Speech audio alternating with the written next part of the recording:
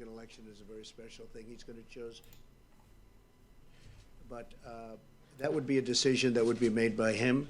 He felt it was necessary. The courts are, somebody's challenging it, so the courts will ultimately decide. But what are you doing to ensure that further elections, if we're still in this situation a month from now, 2 months from now, what I'm doing, John, is very simple. We're getting rid of this virus. That's what we're doing. That's the best thing we can do. By the way, for the markets, for everything, it's very simple solution. Very simple. We want to get rid of it. We want to have as few deaths as possible. This is a horrible thing. You look at what's going on with Italy. We don't want to be in a position like that, but a much larger, because we're a much larger country. We don't want to be there. And I think we've done really well. I think we've done well. I think the states have done well. We're all working together. The best thing we can do is get rid of the virus. Once that's gone, it's going to pop back like nobody's ever seen before. That's my opinion, but I think it'll pop back like nobody's ever seen before. Please. Mr. President, just to follow up on John's question, specifically how many new hospital facilities could the Army Corps of Engineers build, and also what specific measures are you taking to try to increase the number of ventilators in the stockpile? Right, we've ordered massive numbers of ventilators. We have, by any normal standards, we have a lot of respirators, ventilators. We have tremendous amounts of equipment, but compared to what we're talking about here, this has never been done before. And yesterday I gave the governors the right to go order directly if they want, if they feel they can do it faster than going through the federal government. Now, we've knocked out all of the bureaucracy. It's very direct, but it's still always faster to order directly. And I gave them, that was totally misinterpreted by the New York Times on purpose, unfortunately. But it's very important. Yes, Mike? I could amplify. Yeah, please. Yeah, thank you. The President directed us to work with the Department of Defense. There's two ways that DOD can be helpful in terms of expanding medical capacity. I know the Governor of New York has asked us to look at the Army Corps of Engineers, which could perhaps renovate existing buildings. Trump? But the President also has us inventorying what you all would understand as field hospitals or MASH hospitals that can be deployed very quickly. No. We spoke with Governor Inslee yesterday in Washington State. He's 190? We have resources in that part of the country that we could move. And as governors make these requests, we will process them. 190, huh? It's kind of huge. There are two different lanes that DOD can provide, in addition to many medical supplies to augment our national reserves. And the President has tasked us to evaluate, make available, and to consider every request from governors for either field hospitals, expanding facilities, or the Army Corps of Engineers that could retrofit existing buildings. The Army Corps is very prepared to do, as we say, and we're looking at where it's going. But, and they do call them MASH hospitals, but the field hospitals go up very quickly. We have them. We have all of this equipment in stock. And we're looking at different sites in a few different locations. And we're not going to need them in West Virginia, where so far I guess they have none. Still none? Still none, right? West Virginia. No. Big Jim, the governor's, he must be doing a good job. Or is that just reported? That's what's reported. The market likes this speech, apparently. Issue, or is that they have no cases? Well, that's all that, I just see West Virginia is the only one that has no cases. So obviously that's being treated differently than in New York or California. Different parts of California. I do say this, though. The Army Corps of Engineers is ready, willing, and able. We have to give them the go-ahead if we find that it's going to be necessary. We think we can have quite a few units up very rapidly. I'm going to work with Governor Cuomo. I'm going to work with a number of the governors. Governor Newsom has been very generous in his words, and I'm being generous to him too, because we're all working together very well. And I think a lot of very positive things have taken place. We're talking to California about different sites, but we can have a lot of units up fairly quickly if we think we need them. I think what I'll do is I might ask Seema to say a few words on the telehealth, and then we can get back to this, please. Seema?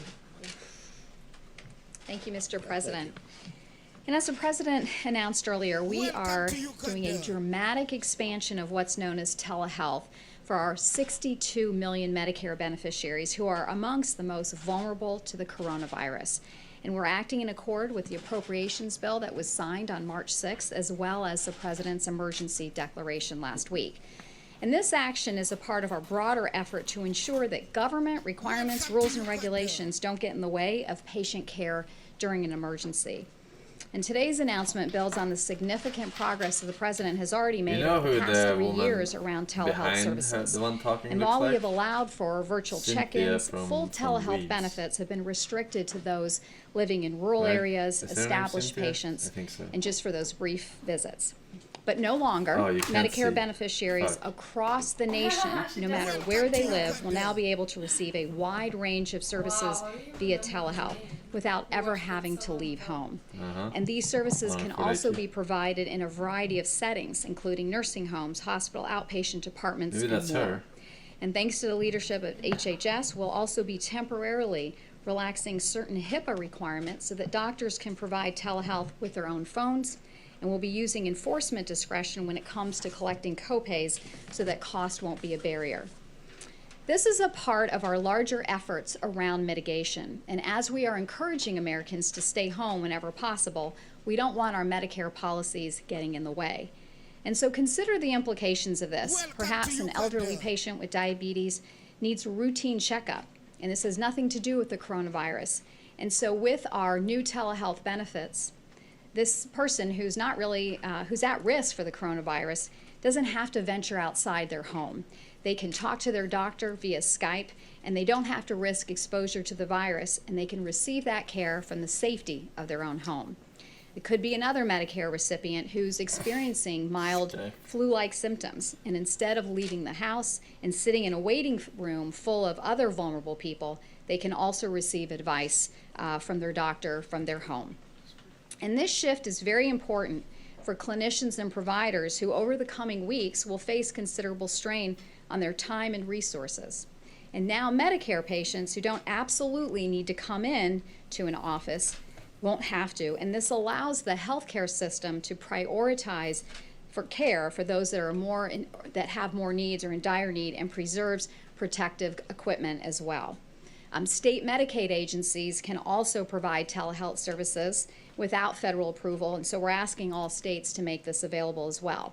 And we've also asked private insurance companies to expand their telehealth benefits and make it clear to their providers and their members what they cover. As our nation seeks to balance the twin imperatives of getting Americans the care that they need during this outbreak and limiting the spread of the virus, the impact of this historic action simply cannot be overstated. In an emergency, those on the front line shouldn't have to worry about federal rules and red tape, hamstringing them when they need flexibility above all else. And we're doing everything in our power to make sure that that doesn't happen.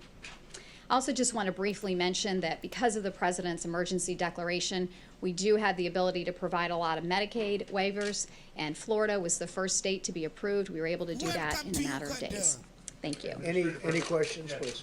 Where do you see doesn't wanna go for answer. instructions on how to do the telehealth? They should call their doctor's office, and their doctor's office can tell them how to do that.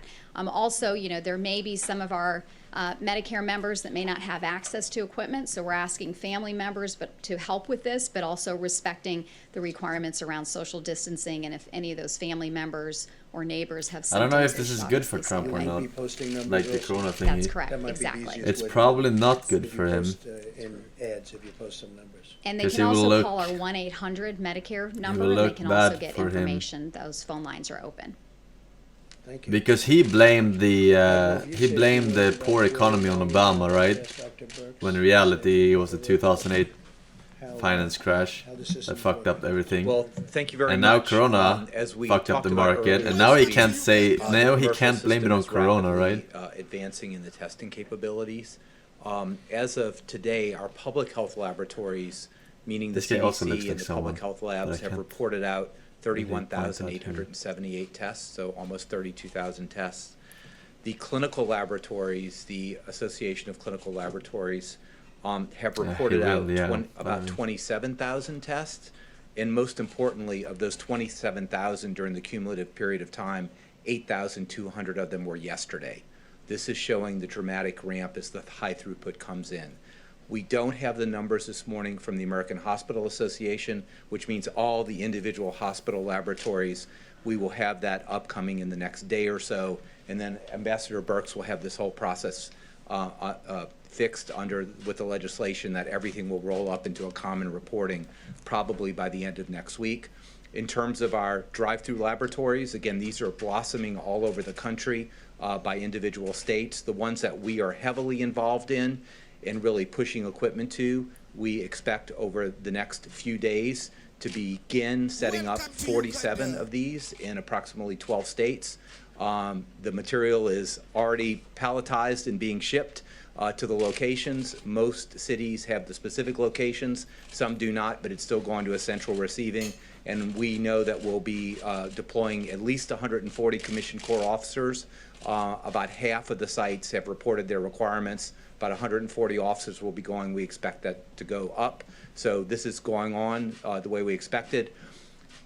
We did a trial site yesterday with a full mobile unit for drive-through with full PPE. We had a lot of kinks in the system, as you can expect. That's why we do a test before we go out into the field. Don't expect these to be 100% perfect the moment they come. They're going to be adapted to the state and the local situation, but we're very confident that these will add testing to the already very robust healthcare system and commercial system. Thank you, Mr. President. Thank you, Admiral. And this has never been done before, and it sets a great roadmap for future. Never been done Should we have before. something like this in the future? I hope we don't. But it's never been done before, and they've done an incredible job. And again, we're working with the states and relying on the states. We have to, because they have, it's point of sale, it's point of sight, and we're in, I think, just about every instance getting along really well with the states. If I could, Dr. Birx, if you could say a couple of words, please. Great, thank you. Thank you, Mr. President.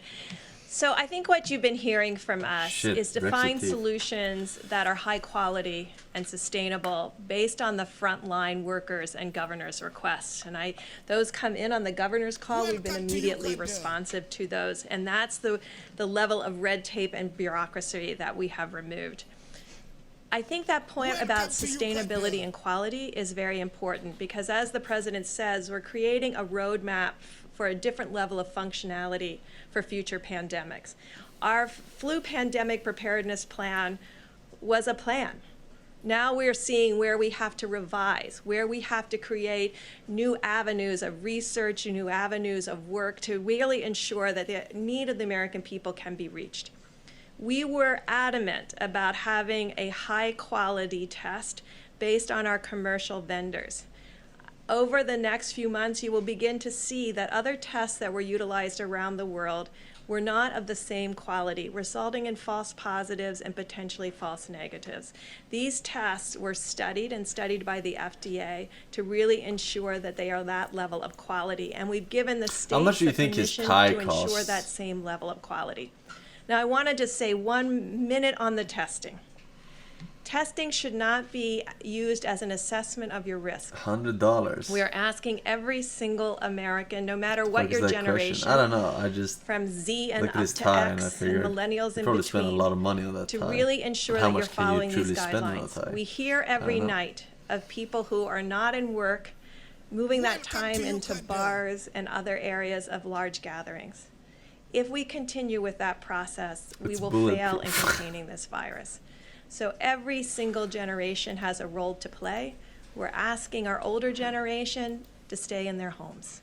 And we're asking the younger generations to support them in social contacting through videos and other Skype-type functions, or just the simple telephone. Skype your grandma. We're asking basically. the younger generations to stop going out in public places, to bars and restaurants, and spreading asymptomatic virus onto countertops and knobs and grocery stores and grocery carts.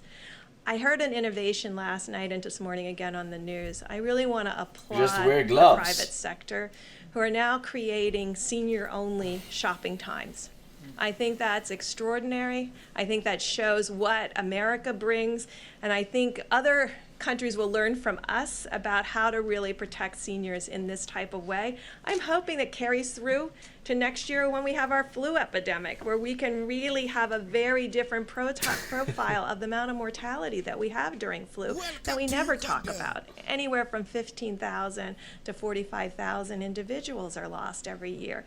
If we learn how to do this well, and sustain some of those core changes, we can change the way respiratory viruses, not only for this, but the future, affect Americans. It's a big thing. Doctor? Yeah, so a question on the clinical data. She bailed So the fuck out of we've there. had now roughly 5,000 people test positive. We've had 90 deaths or so. He doesn't know shit about When are any we of gonna this, know right? the So he doesn't want to data answer any of these who those questions. people are, who has been infected, what the ages are, what the pre-existing conditions He are, doesn't know what the how fuck they're serious talking it was, both for those who have been tested positive, but also those who have died. Well, you are singing my sheet of music. I'm very data oriented, so thank you for bringing up this issue of data. I really want to applaud HHS. We had a discussion about this several days ago. They've made calls into Seattle and California to really understand that, and also importantly to understand how many of their patients needed ventilators, how many of them needed oxygen support, how many of them needed and what they needed. Could we predict early someone At who was going to 1.5 have speed. a more difficult course? These are all the questions we're It's asking live. right and They look like answering the right now. time We wizard did get did. an early report back from Santa Clara and Seattle. We're digesting it. We just got it this morning. We're looking at that carefully because we think that roadmap is very important to other communities. We have not discussed this with New York yet. We do know from other countries, and that all is available online, that profile. You can see that mortality under 30 is extraordinarily low. The mortality across the board outside of Wuhan is now settling somewhere around 0.7, but that should not be reassuring because it's much higher in people Not with answering the pre-existing medical question. conditions, even if young, and people that are older with pre-existing medical conditions. And so we still want every American focused on doing what they can do today to change the course of this We pandemic. commit to making that data public so we will all know. We're committed not only to making it public, but to have a website that everyone can see in real time. Dr. Birch, if I could just follow up. Can you stop doing People are that? signaling a much more Fuck's sake, aggressive stay and posture answer the question. toward containment mitigation I'm just like, now. stop it. And many Stay. states have been very aggressive. But there is a small number of states that have not issued public guidance to their residents. Is it important for the success of the effort that 100% of the states be forward-leaning on this? And if so, Mr. President, what would be your message to those states that have not? Okay. So that's why the Vice President and the President yesterday issued those critical guidelines. As I said this morning on Fox and Friends, you can look at them as guidelines, you can look at them as requirements, and you can look at them as the President asking every American in every state to follow those. That's why we put them out at the federal level. We wanted to make sure every American knew what they could do today to change the course of this epidemic. I think it's Market going empowering. down. I think it says I'm all of just us have a answering these social questions. responsibility to each other, and that's why we believe that every mayor and every governor should be instituting these guidelines that came from the White House and the President of the United States. And we've been very tough in those states. I know exactly who you're talking about. We've been very tough in them. Thank you. Please, go ahead. A follow-up question on the testing. You've been telling us for days now that millions of tests have been sent out. So why have fewer than 60,000 people actually been tested? I think you will see different numbers this week. You heard just at 8,000. Remember, all of these tests, the high-speed tests, were approved last Friday night, and last Thursday night. I think if I could talk to Thermo Fisher and the other groups that have these platforms out there, do not rely on a pull technology, push out those tests. Because we can only make them available, groups have to order them. So we've been talking to Thermo Fisher, one of the key platforms, to push out tests based on need and not wait for orders. And is that where the issue is, getting the tests out, or is it getting the tests conducted? That's a great question. I know part of it is getting the test out right now. I think the Admiral and others are working on getting the issues related to getting the test conducted. Obviously, that does take time. He is working on innovative solutions that are creative and sustainable, that will be a game changer in testing, but we don't have the data yet. This is a critical comparator. Can you do it yourself? Can you actually sample yourself? These are the kinds of things we're working on right now, and he's getting the data for us. And the states are actually doing a lot of it. The governors and the states are doing a lot of it, with even our tests. Yeah, go ahead. Rap God. Okay, thank you. Can you give us a sense of how long these tough new restrictions will need to be in place until we start to see the rate of this virus going down? And also, can you speak to this study that as many as 2.2 million people in the United States could die if there weren't this type of action by the government taken? To what extent did that prompt what we saw yesterday? I think, models are models, and they're based on input, and they're based on infectiousness without any controls. I can tell you we've never seen that level of infections that modeled up to that 2.2 million in mortality. So we are looking at that. We are having a particularly model meeting tomorrow. I think that's really going to be important. I've dealt with a lot of modelers in my time. They're wonderful people. But they all have their favorite inputs and they all have their favorite integration functions. So we're evaluating all of those so we can integrate and create the best model for the United States based on the best data. And that first set of recommendations you saw were based on what we could do today to prevent anything that looks like that. If I could just say one other thing to the hospitals and dentists out there. Things that don't need to be done over the next 2 weeks, don't get it done. If you're a person with an elective surgery, you don't want to go into a hospital right now. There's a lot of distraction. There's a lot of people doing a lot of other things to save people's lives. So let's all be responsible and cancel things that we can cancel to really free up hospital beds and space. And then let's do everything that we can to ensure that we don't need the ventilators because we protected the people who would have needed to use them. And are you looking at the possibility of more actions like, for example, limiting travel within the United States? Are you looking It's at possible. Oh, It's she possible. really We'll wants to see get how it there. goes. I think there's been great cooperation with local governments, states. We'll see She how it did a goes. stealthy one. It's going right now pretty She well. has to Yeah, please, go Can I ahead. follow on that, Mr. President, Please, very quickly? yeah. Just very Go quickly. ahead. Do you need to invoke the Defense Production Act to get more of those medical supplies to different Well, hospitals? we're able to do that if we have to. Right now, we haven't had to, but it's certainly ready. If I want it, we can do it very quickly. We've studied it very closely over 2 weeks ago, actually.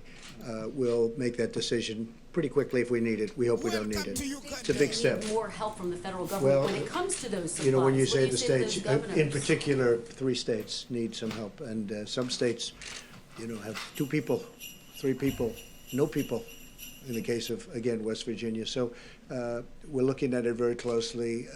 We've taken it apart 15 different ways. It's a very difficult thing to do. It's a very big step, and if we need that step, we'll take it. Okay? Quick follow on Kristen's first question. A lot of people have got travel to places that aren't considered hotspots, Yeah. Caribbean, Mexico, that sort of thing over the next few weeks. Would you recommend that they follow through with those plans? I would just say, enjoy your home stay. I would just say right now, we have to get this problem fixed, and then we'll get back into business really quick. We'll open up our country, we'll open up our society, the world will hopefully open up. We see areas of the world that haven't done well, and we see areas that are doing very well, and I would put us in the category of doing very well for a country so big. I think that I would recommend that they just enjoy their living room. John? Yeah, go ahead, please. What do you say to people who are not heeding these guidelines from the White House? And then also I have a question on asymptomatic people that Dr. Burks. I'm not happy with those people if they're not. But those people are being shouted down by other people. They know it. They're being, it's almost like self-policing. People went in, there are a couple of instances, I guess, probably more than a couple, where people are not happy when they see others doing what they're not supposed to be doing. We have to get rid of this. We have to win this war, and ideally quickly. Self-policing. Because the longer it takes, it's not a good situation. We're gonna end up And with I'm not fucking even talking vigilantes, about the dude. economy, I'm talking about Caped the Crusaders. lives of a lot of people. Yeah, please. Smashing social gatherings of more than 10 Putting people. restrictions on corporate bonuses for companies that do get bailed out like airlines. I'm going to ask, I think I'm going to ask Mike, answer that question. Oh, she looked away. I think it's all a work in The progress. classic, What the President teacher Trump, asks you has something in made class and clear you look to away. industries around the country is that Who wants to answer this we're going to do question? whatever it takes. We understand this is an extraordinary moment in the life of our nation. It's the reason why the president brought in leaders of the financial sector, airline industry. He'll meet with all additional industry leaders today in tourism and hospitality. But he has tasked the Secretary of the Treasury to to work with members of Congress in both parties to make sure that we construct the kind of economic support that will allow those industries to weather the period of the coronavirus and then to come back stronger than ever before. We've had such incredible, I don't know, it's almost the word spirit is the best word. It's like a spirit. The banks have come in and the banks are doing things that they would have never done. They're working on extensions and lots of things that they wouldn't have done. Co-pays with regard to the insurance companies. I mean, for them to be doing what they're doing, you know all about the co-pays. They would have never done that, and they did it. They were in my office. They, I would say, the 11 biggest in this country. I guess probably the 11 biggest in the world, the big ones, all the big ones, and they did things on co-pay that nobody would be doing, that they wouldn't have done in a million years, but they're doing it. There's a great spirit going on right now in the country. So you want to, yes, please. Dr. Fauci, you've said you like being accused of overreacting because that is an indication As far you back do as you things possibly necessary to beat this, bend the curve. How long do you think it will take for you to be confident that yes, we're bending the curve, or no, we're not? You know, I can't give you a firm number on that because the dynamics of outbreaks in some respects are predictable historically. They do this and that. We don't know because this is really unprecedented. I mean, of all the outbreaks that I've been involved with over the last at least 36 years and then going historically back, we've never had a situation where the mobilization of all the different components, travel restrictions, internal containment, mitigation, financial assistance, public health assistance, testing. So we don't really know. But the one thing I do know that if you look at models with all of their vicissitudes of models, is that when you have input into the kinds of mitigations and things that we're doing, we're going to see a hump instead of a peak. I would be really surprised if all the things that we're doing, and this is really a comprehensive approach. I was struck as I was listening to everyone make their presentations that, you know, I'm a scientist, I'm a health person, and I'm a physician who sees patients. So I look at it from one particular standpoint. But what I'm being impressed by is that this is really a comprehensive thing that has multiple components to it. All of them got to succeed if we're going to get to that end point that I've described multiple times from this podium. So I hope that if everyone does their job, we're going to be able to give you a number and say, you know, we've seen that inflection and we're coming down. I would hesitate to do it now, to be honest with you, because it might be misleading, and I don't want to be misleading. I just want to say one other thing, because I heard Dr. Burke say it, and I think we need to say it over and over again. When I was young, a long time ago, I felt that I was invulnerable, the way I think many of us feel we're invulnerable. And when we're asking the young people to help us with this mitigation strategy, by staying out of the bars, staying out of the restaurants, really trying to distance yourself, don't get the attitude, well, I'm young, I'm invulnerable. You are, well, in some respects, you're certainly less vulnerable than I am. However, what you might inadvertently do, and I know you don't want to do that, you don't want to put your loved ones at risk, particularly the ones who are elderly and the ones who have compromised conditions. We can't do this without the young people cooperating. Permanent Please lung damage as well? cooperate with us. Thank you. Or is that for older people only too? That's right, but there's apparently a new study out of China. It found that the vast Rare. majority of cases, 86%, were in untested patients with mild to no symptoms. So what does that say about the impact of testing, and does it mean that testing should actually go beyond the sickest patients? You know, that question keeps coming up, and I'm not going to evade the question, but I want to make a point. We tend to think that we're not going to be able to mitigate or contain without testing. They complement each other in some respects, but they're separate channels. Even if we had no testing, we should be doing what we're doing now. The question you're asking, so I won't evade it specifically, would it be important outside of a doctor-patient coming in together, of knowing what's out there, what might be under the radar screen? The answer to your question is yes. So let me tell you what the CDC is doing right now. They're going out there, and part of their program is to get a feel for what is there that wasn't initially thought to be coronavirus, that was thought to be something else. When you do that, you're also going to get a feel of what the penetrance is in society. So we are heading with the high throughput things that you've been hearing about to get an answer to your question. Dr. Fauci, Governor Cuomo said this morning he believes that we'll see a peak in terms of infection in 45 days. Would you concur with that? You know, it's possible. I mean, I know that the governor has been really, I believe, doing a really good job of trying to stay ahead of this. 45 days is not unreasonable.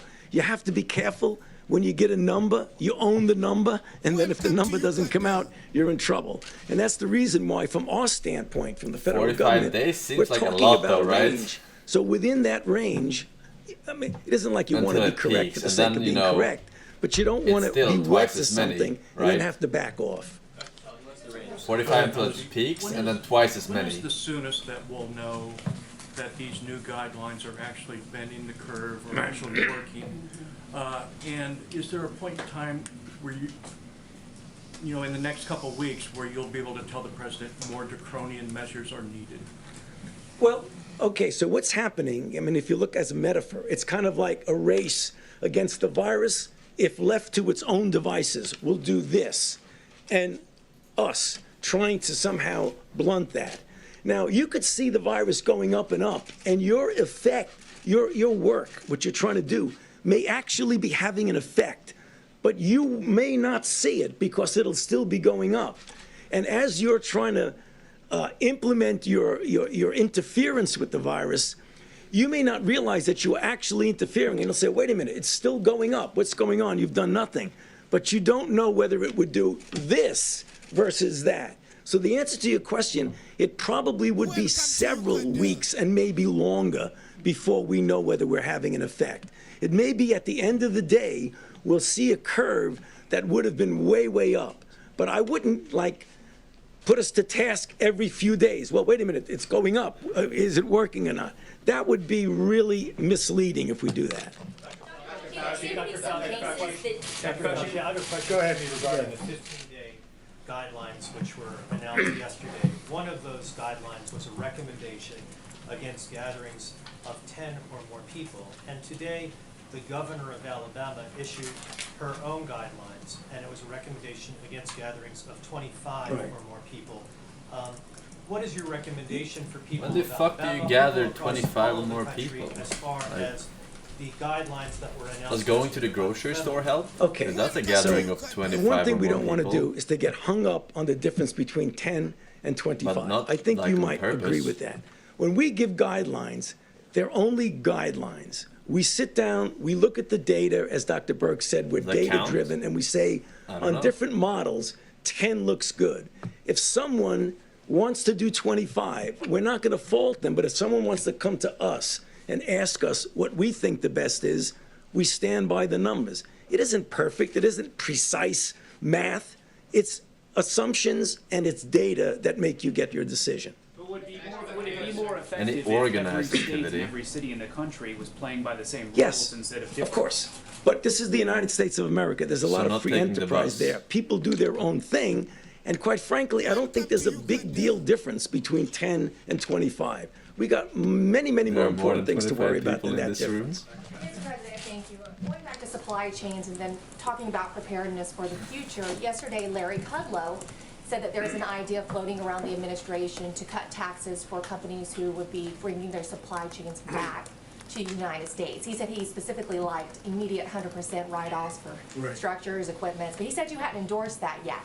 Would you endorse an idea like We're that? looking at many ideas, that's one of them, frankly, and we're looking at creating incentives for companies, not only that type of company, but other companies. We're also looking to help companies such as the airline industry within the airline industry, and we'll be doing that. We will be doing that. This is not their fault. And they've been very understanding, actually, and we're going to be helping them. We will have a very powerful airline industry, and it'll start up as soon as this is over. We'll have those we'll have those planes ready to go. So we have to help them during the short term. We're very important. Yeah, please. Thank you, Mr. President. I wanted to know, have you taken a look at some of these models, such as the Imperial College London model, that kind of poses a very difficult choice, whether it's shutting down society or overwhelming the healthcare Right. system? Is that something that We've you looked at take every into model. consideration? We've relied on the very talented people, and there's no better team than the people behind me. And I will say that all of the people that have done those models are all in constant touch with Dr. Birx and Tony and everybody that you've been hearing so much from over the last couple of weeks. We've looked at many different models, and the model we have is we want to save a lot of lives. We want to save a lot of lives. If we get too steep on that curve, you're going to lose a lot of lives, perhaps unnecessarily. Now, we're going to find out. Everything has a risk. We're going to see. But if people do what we're telling them to do, what we're asking them to do, you're going to see the saving of a lot of lives. Now, Boris, in UK yesterday, you saw what happened. It looked like they were going a different way, but then he went away of similar, I don't know exactly, but I would say we had a conversation yesterday similar to what we're doing. So a lot of people seem to think this is going to be, we are looking to save the maximum number of lives. Everything else is going to come back. A life is never going to come back, but everything else, our economy is going to come roaring back. You're going to know, we're going to know, we're going to all know that day. If somebody was asking about the day, when will you know? When will you know? We're going to know. All of a sudden, we're going to say, wow, that's looking good, that's looking good, that's looking good, and we're going to be on the other side of the curve, and that's a day that we look forward to. Is there something, sir, that you saw this week, though, that made you decide that, yes, now is the time to implement these much more stringent social distancing measures? No, I don't think so. This is where we were going. I really think from the beginning, this is where we were going. This is what we had in mind. We're just going step by step. That was the next step, the next logical step. As Dr. Fauci said, and I think very importantly, one of the most important things when you write the history of this was the fact that we closed it down to China and Europe, but in particular China. We closed it down to China, the source, very, very early, very, very early, far earlier than even the great professionals wanted to do. And I think in the end, that's going to be, that will have saved a tremendous number of lives.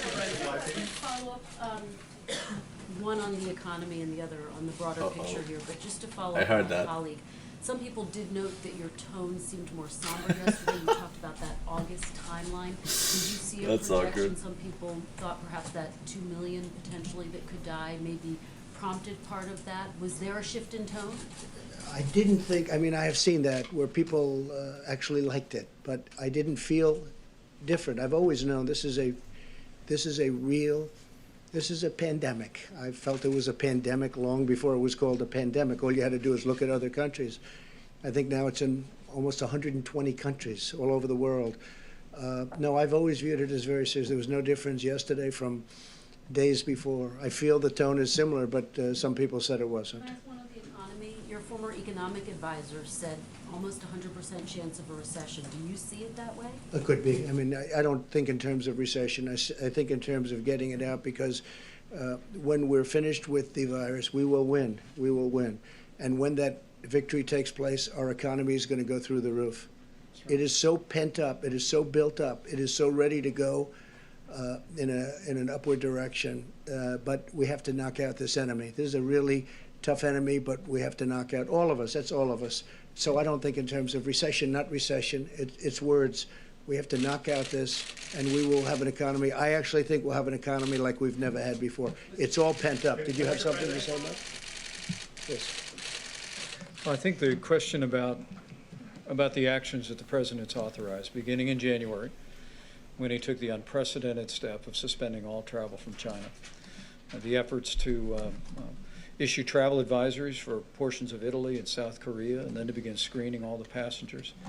The efforts regarding suspending travel from Europe and what went into effect at midnight last night, adding the UK and Ireland to that, have all been informed by the experts that are surrounding us. What the President's asked us to do from the very beginning, as Dr. Birx and Dr. Fauci often say, is let's follow the data, bring the President the best options in response to what is actually happening on the ground. But with regard to yesterday's 15-day slow the spread plan, Our team unanimously brought to the President these very strong recommendations for every American, because we truly believe we are at a point in this epidemic in our country when we can reduce the number of people that actually are exposed to or contract the coronavirus. But we'll continue to bring the best data, the best evidence, and the best recommendations, frankly, of the best health experts in the world, and the President will continue to make decisions that put the health of America first. In other words, reduce the number of people that die. That's what we're trying to do. And when you do the steep curve, a lot of people are going to die. A lot of people. You know, the worst ever, they say, 1918. And I don't have to go into the numbers, but they were unbelievable numbers. Had they known and had they done what we had now, it would have been a very much different story. It would still be tragic, but it would have been a very much different. But that was the one that people write about. That was an incredible pandemic, like we haven't seen. But we have done something that I hopefully we will all have made the right moves. We're all in this together, including you, and we want to see fair press. And I tell you what, it's been generally speaking, I think it's been a great thing to see. It's been very, very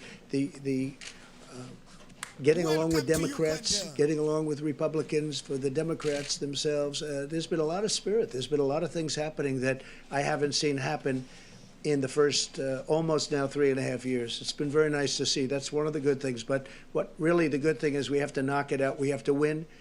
And we want to keep that slope as low as possible, because that's a lot of lives in there. Let's go back there. Somebody that didn't get one, please. Go ahead.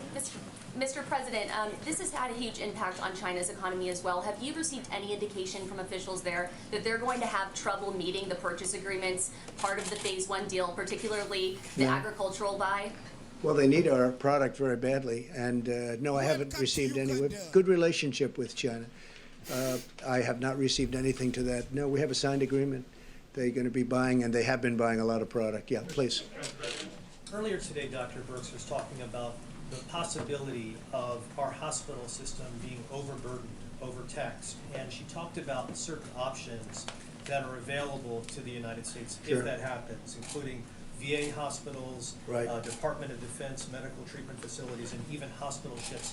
At what point do you tap into those options? Well, I'll know the point, and by speaking with Governor Cuomo and other governors, we're going to know the points. It's going to be different for New York than it's going to be from, Iowa, or from Idaho, or from West Virginia, frankly, or for, it's different. New York has got a big problem. The state of Washington has a big problem. California has some big problems. Everyone's doing a good job, but we're going to know when it will be, and I believe it'll be more spot than it will be. It's not going to be the whole thing. It's going to be spots. There are some hot spots that are in trouble, big trouble, and there are other areas that are in no trouble at all. They watch it on television. They don't know. It's just not affecting them, and they're lucky. They're lucky, but there are areas of the country that don't have much of a problem, and some that don't have any problem. They're not going to have a problem with hospitals, but some areas like New York, California, state of Washington, they're going to have some difficulty. And when we see that coming, we're going to be in there. We're already making preparation for it. Senator Marco Rubio of Florida, your trade advisor, Peter Navarro, have been recommending an executive order that would ensure that the raw materials for pharmaceuticals and medical devices are manufactured here in the United States. We were getting some indications last week that you were close to signing this executive order. Can you tell us? Well, we're looking at different things, John. I don't want to say exactly. Right now, China's been sending us everything we need, but we're looking at some alternatives. Yes, we are looking for alternatives, and we have other places. Ireland does a lot of work for us. You know that in that world, in the pharma world, a very tremendous producer, and we are looking to bring a lot more back home. And I've been, excuse me, you know me for a long time. I've been talking about this for many years, long before I decided to run for president. I've been talking about this, and we have to be able to take care of our country. And that was one of the many things on the list. So we'll be talking about it, but we are discussing it, and Marco is very much involved, and Peter is very much involved. A lot of people are involved, and a lot of people feel that way. But we'll be discussing. Let's go, please. Thank you, sir. You said Canada has closed its border to non-citizens. Are you considering... Not to the United States. Not to the United States, of course. Are you considering closing the land borders in the United States? And also, you've discussed... Well, Canada has not closed it to the United States, Right. so we're working very closely with Canada, but they have not closed it. They have closed it to the world, but they have not closed it to the United States. Considering closing the U.S. land I borders. don't want to say that, but we are discussing things with Canada, and we're discussing things with Mexico, quite honestly. And again, the relationship is outstanding with both. Outstanding. Mexico We just signed our deal, USMCA, and the relationship is very strong. They don't want American immigrants anymore. China and others have criticized you for using the phrase Chinese virus. How do you feel about that? Oh yeah, I read about that today. Well, China Chinese was putting out virus. information which was false, that our military gave this to them. That was false. And rather than having an argument, I said, I have to call it where it came from. It did come from China. So I think it's a very accurate term. But no, I didn't appreciate the fact that China was saying that our military gave it to them. Our military did not give it to anybody. Critics say using that phrase creates a stigma. No, I don't think so. No, I think saying that our military gave it to them creates a stigma. Ooh. Please. When you speak to travel and tourism executives today, what's I mean, I kind of agree with him, right? are you going to offer to them? If That is a serious accusation. Well, we're going to help. They need help. Look, let's face it. You know, they go from having record-breaking years. This is the third year of record-breaking years, travel and tourism, airlines, everything. They were doing record numbers, ordering new planes, building new hotels. Everything was really hunky-dory. And then one day, we hear about this rumor in China, and then we find out it's much more than a rumor. And then all of a sudden, we make a great decision to close it up early. It would be a whole different world. It would be a whole different world. But we make a decision to close it up to China, and all of a sudden, tourism, and then we close it up to Europe, which, you know, people never heard of this before. I'm not sure that that's ever been done. I know that when I made the decision to close it to China, people told me that's never been done before, but it was a great decision. We make good decisions. So I'll tell you my best decision. The people behind me are total pros. All over the world, they're respected. Dr. Birx, Anthony, who's become a, where's Anthony? He's become a major television star for all the right reasons. No, he's just so professional, so good. The people that we have working here have been incredible. And they're totally respected. The Admiral has been incredible, having to do with the testing, incredible. And he's viewing this as testing also for the future. We're building a platform. When we took over this platform, first thing the Admiral said was, this was not designed for what we're talking about, millions of people. It wasn't. And it's nobody's fault. It's not like, who could have ever predicted a thing like this? But we broke it down, and it's really going to be an incredible system. And it is now a great system. I just want to say, these are incredible people standing behind me. They're the most respected in the world. Every country that you've mentioned today so far has called them, and they call them all the time for advice. There's nobody better than what we have. Say it? Why haven't we seen Dr. Redfield the last couple of days? I don't know. I can't He's in imagine. Atlanta running the CDC. I can tell you he's doing a good job. We're very happy with him.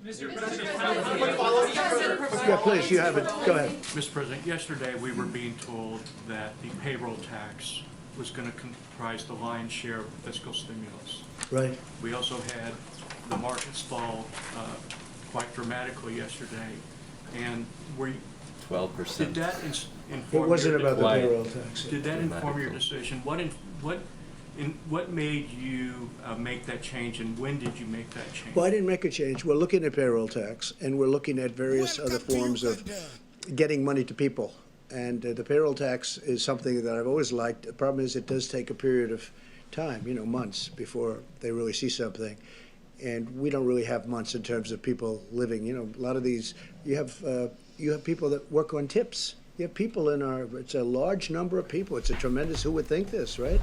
And they do nicely. They work very hard, but they work on tips. We have to take care of our people. We don't want to have people suffering during this period. It wasn't their fault that this thing all But of a sudden tips was are upon supposed us. to be taxed, So we're looking Trump. at various, we're also looking at payroll Right? tax, you know, it's possible. It's also possible we'll do a percentage of payroll tax and then other things. But we'd Why like is to he be able to pretending get money like to tips people, aren't taxable? You know, we're very lucky. Our country's doing so well. We can do Is this, it- and we can do it easily. But we have to do it. And I have to say, Mitch McConnell, if you look at Mitch and Kevin and the whole group, and it's been incredible how they're They reacting. aren't in how US? Congress is reacting. How whether it's the House or Senate, how What? they're moving. And I'm talking about Democrats and Republicans, but we've had. I'm pretty sure tremendous they are, leadership but people meetings. just don't do it. And they want to and see it people done don't right. care. And they do want to But go I'm pretty big. sure I think officially going they big is are, important. I for don't think sure. we want to go up there every day with a different idea, a different concept. Oh, gee, let's worry about the airlines. Let's do this one. You have a big problem with the cruise ship wrong. industry. It's an industry that was setting all sorts of records 2 months ago. Then all of a sudden, there's nobody on the ships, okay? So we have to help these. These are great industries. These are going to be taking care of people and passengers and for years to In come general, and tip pay tremendous income is taxes. taxable and must be Tremendous reported taxes on for years to returns. come. So we have to make sure that this is done. Yes, John? So, Mr. President, I want to bring up what you referred to just a short while ago about politics. In your Workers address to the receiving nation, tips you are said we have supposed to put keep a politics daily record aside, of them. stop the partisanship, Chat is so and fucking unify dumb together. sometimes. But I This have to morning, waste you my time criticized the Googling this Democratic shit. governor of Michigan. Yesterday, it was the Democratic governor of New York. You've attacked Obama. You've attacked Biden. In fact, every day except one since that address, you've lashed out at a Democratic leader. Are you going to set the example? I of only this? do that when I have to respond. I watched her on television. She said something that was false, and therefore I did do that. And I will continue to False. do that. If they're not going to play fair, because, you know, they have the media on their side, I don't. I just have me. And if they're not going to play fair, I'm going to do that. If they are going to play fair, there's going to be nobody. There's going to be nobody better than Donald Trump in terms of bipartisanship. But if they're going to say things that are false, like the story that was written yesterday, a lot of people, I don't know, somebody, I think I know who, but they taped the conference call that I had with the governors. It was a good call. It was fine. I assume somebody's going to tape it. They handed it to various people, and one of them was the New York Times, and the New York Times chose to write totally inaccurately about it. It was a disgraceful thing. It was bad journalism, but, you know, they do a lot of bad journalism. But we respond to that. And actually, people get it. People get it. No, I want it to be bipartisan, and nobody's going to be better than me. But when they attack me or the people, these incredible people behind me, I'm not going to let them get away with it. I can't do that. Okay, how about one or two more questions? Go ahead, please. Follow-up on the 15-day Please. guidelines was the next natural step. So is the next natural step after that a national lockdown similar to what San Francisco is doing? Well, you can do a national lockdown. Hopefully, we're not going to need that. We think of everything. I mean, we have every idea that you mentioned we've thought of, and, you know, it's a very big step. That's a step that, I mean, in one sense would work. It's a very big step. It's something we talk about, but we haven't decided to do that. Please, go ahead. Mr. President, what would be the determining factors for you to take that action? It would have to get to a level.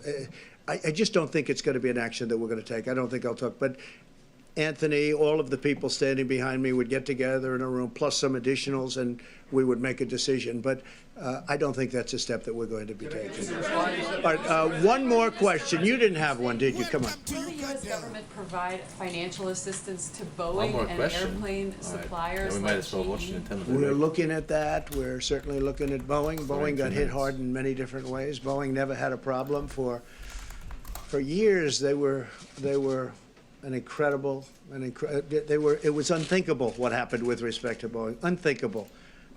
Probably, I would consider it the greatest company in the world prior to a year ago. Now they get hit in 15 different ways, and they have different management. I've met the new people running Boeing. I think it's going to be outstanding. But yeah, we have to protect Boeing. We have to absolutely help Boeing. They were doing a job. They were it was coming along well. Boeing. And then all of a sudden this hits. So obviously when the airlines aren't doing well, Boeing's not going to be doing well. So we'll be helping Boeing, yeah. Can you just respond to something, Mr. President, before you leave, just on what John was saying? You've called for people to leave politics out of this. Joe Biden said the World Health Organization offered testing kits that they had available to the United States, and to give it to us now, we refused it. We didn't want to buy them. PolitiFact says the WHO never made that offer.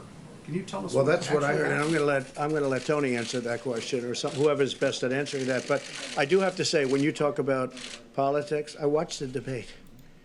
Not too exciting, but what they said about me, and we've done a great job. When you talk about not being bipartisan, what they said about me, and if you look at swine flu, the whole thing, and I guess it was 2009, and what they did and the mistakes they've made, they were terrible. They were horrific mistakes. 17,000 people died, and I'll be honest, they shouldn't be criticizing because we've done a fantastic job. The only thing we haven't done well is to get good press. We've done a fantastic job. Or is talking just about the U.S. right now? Even the closing down of the borders, which had never been done. And not only did we close them, but we closed them early. The press doesn't like writing about it. So we've done a poor job on press relationships. And, you know, I guess, I don't know who to blame for that. I don't know. Maybe I can blame ourselves for that. I will blame ourselves. But I think we've done a great job. I think we've done a poor job in terms of press relationship. But let me have somebody answer your question. All right. Well, this was the last question.